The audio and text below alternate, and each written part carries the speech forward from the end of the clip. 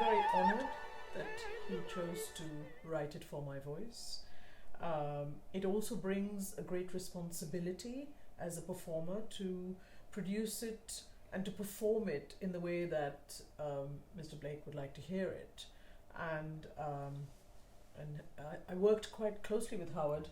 We explored the score so that he was happy with the way I was singing it, and we've done several performances, also a recording of it.